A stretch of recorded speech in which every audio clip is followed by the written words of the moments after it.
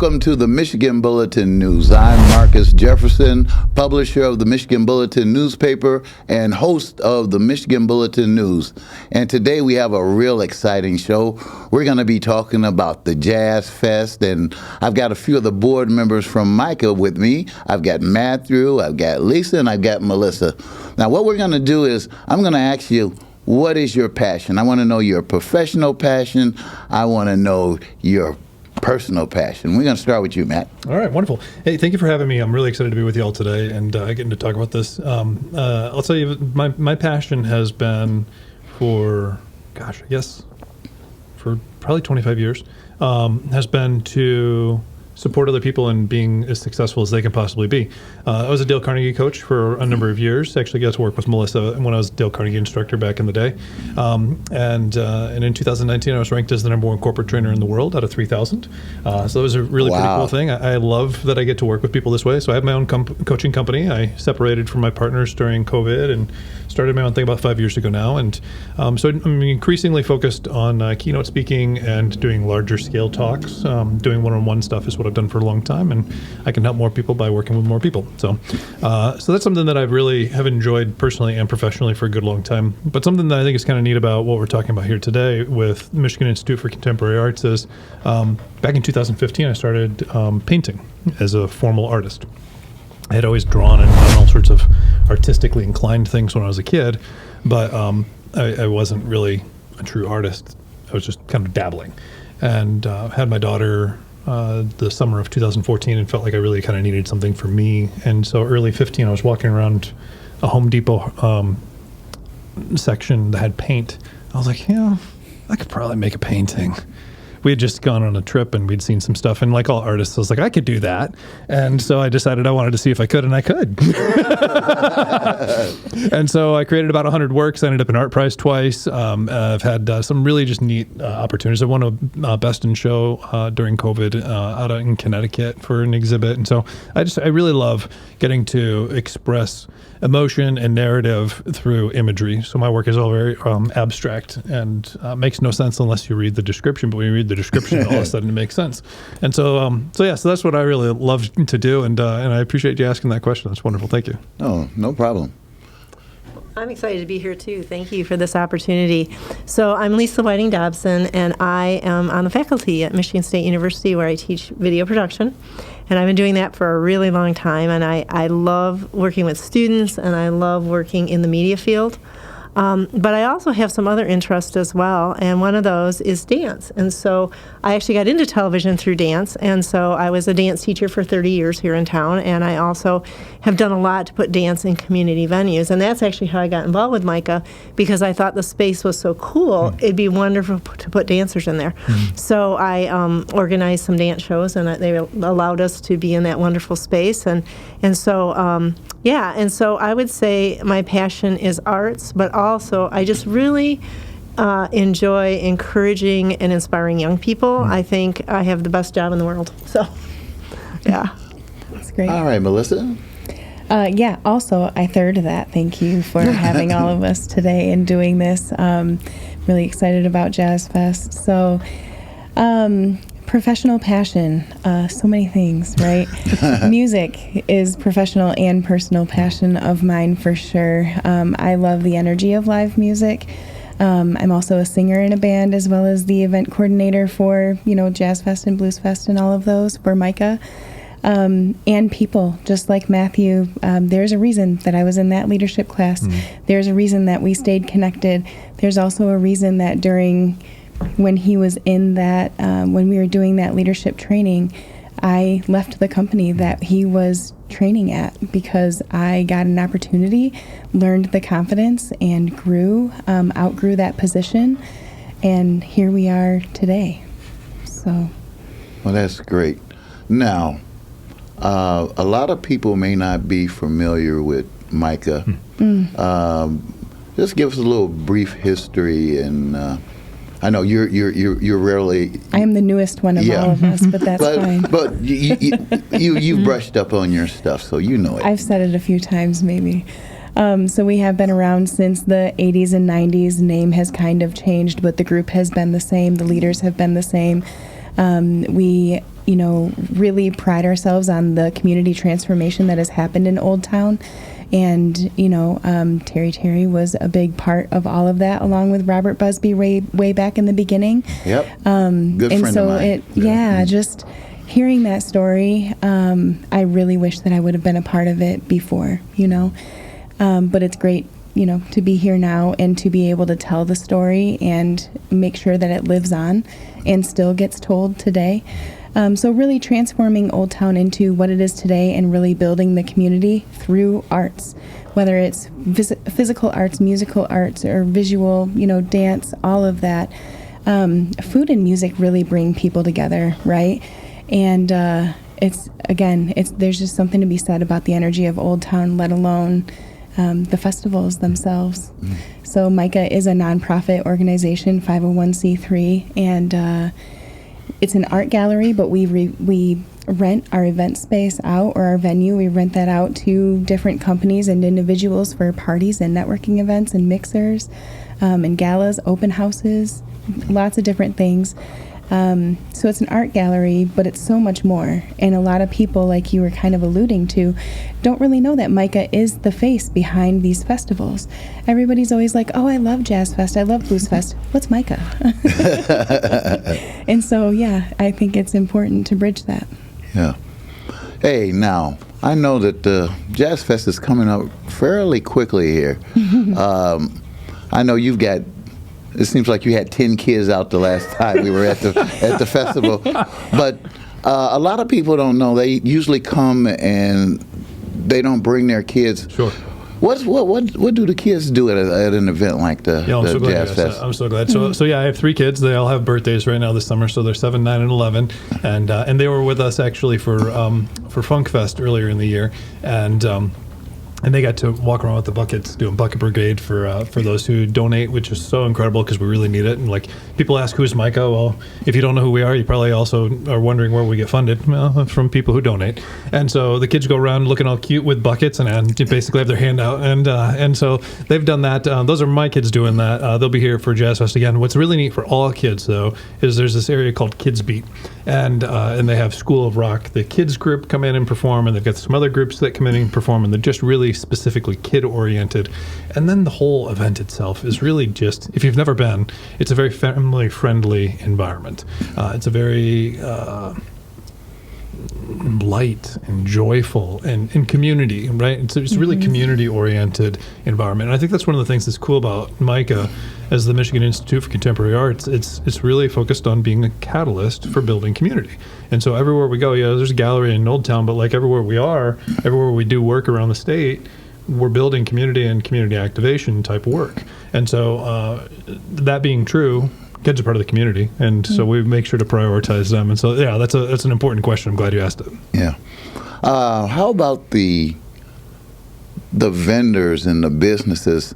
How do they interact with the festivals? Well, I want to jump back to Kids Beat for just a second because I'm the coordinator of that. But then I want to talk about the vendors. So Kids Beat, one thing I really want to encourage people to bring their kids out because they have like a petting zoo. Yeah. The kids can come out and they can try instruments. Sometimes, there's wood instruments, there's stringed instruments. They had this, I don't know what it was called, but this really cool kind of drummy thing last year that the kids just loved. And they have musicians from Elderly Instruments that come down and come down a few blocks and actually lead them through these experiences. And they're so good with kids. Like, I loved how enthusiastic these musicians were and how the kids just ate it up. And so any kid can come up and try these instruments and get a little bit of fun learning how to play that particular instrument. And then we also have the School of Rock that comes out, but we also have a couple dance groups that come out.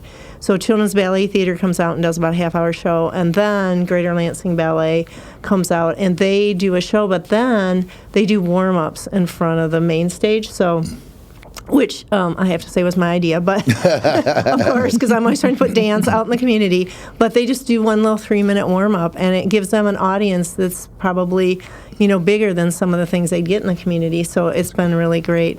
In terms of vendors, first of all, Old Town has some really amazing shops, and all the owners and things down in Old Town support this festival, and so they're often open, and they just have really interesting, if you're a shopaholic, there's tons of really interesting treasures you can take home there. But also we bring in vendors that, there's food.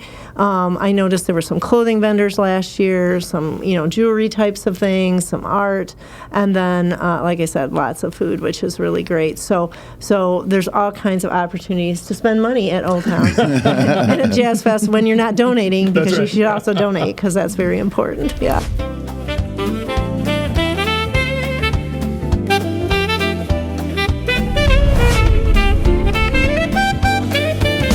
Real facts, real talk, real views. Across Michigan, we bring it to you. Stay informed, stay true with the Bulletin news you can use.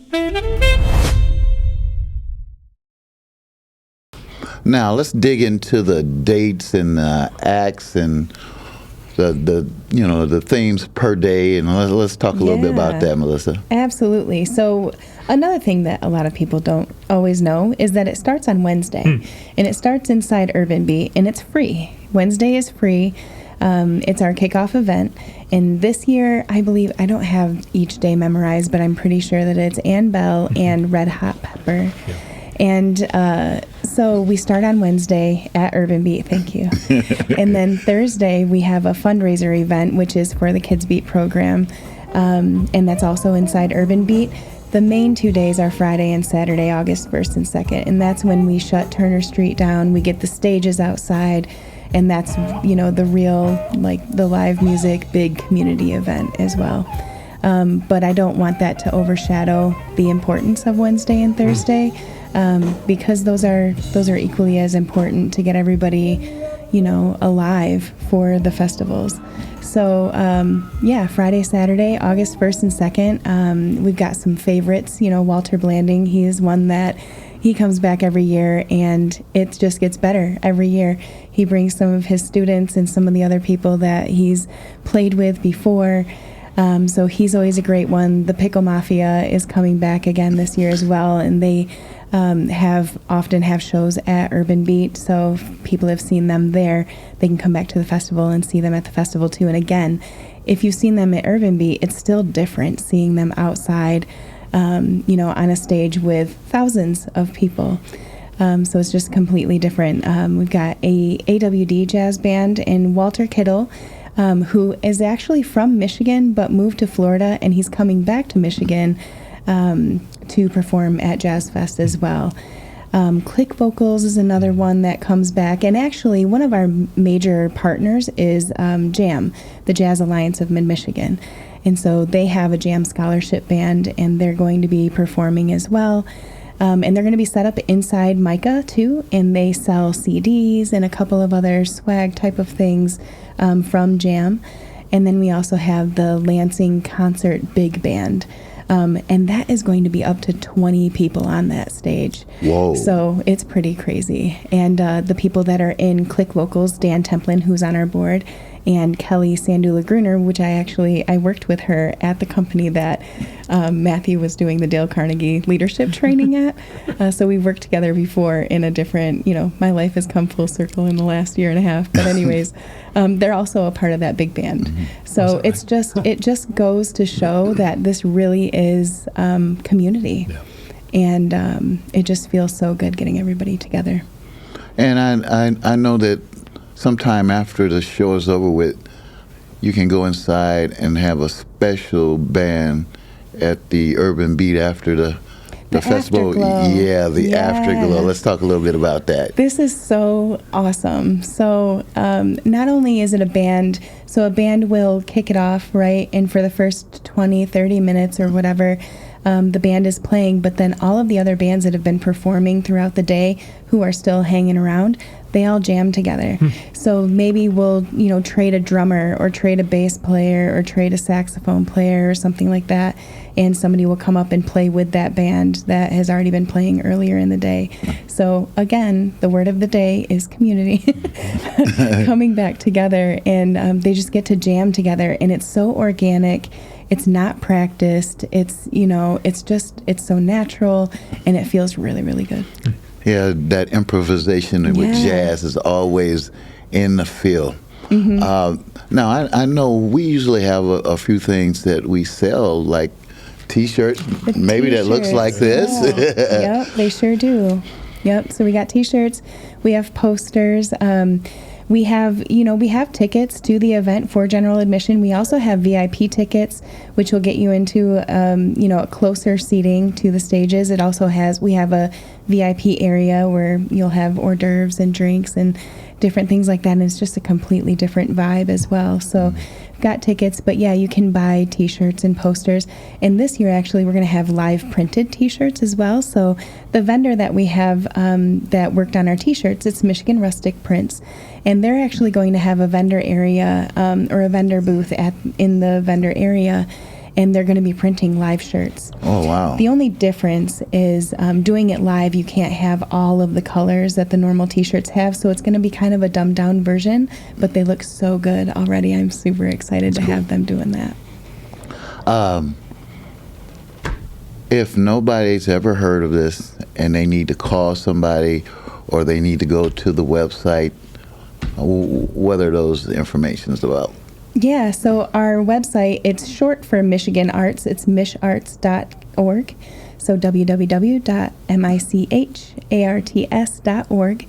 Our phone number is 517-371-4600.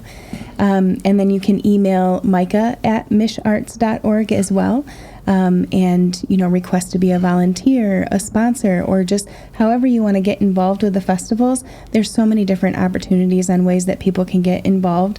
And being a sponsor isn't always financial. There are so many in-kind opportunities that we have available as well, where people can offer services in lieu of money, depending on, what they have to offer. Oh, that's great. Matt, you want to say anything before we get off? Yeah, I appreciate the comment about in-kind sponsors, because one of the ones that they give in a couple different ways is Elderly Instruments, as you were talking about. And Elderly Instruments owner there, Lily Werbin, is a beautiful, wonderful friend.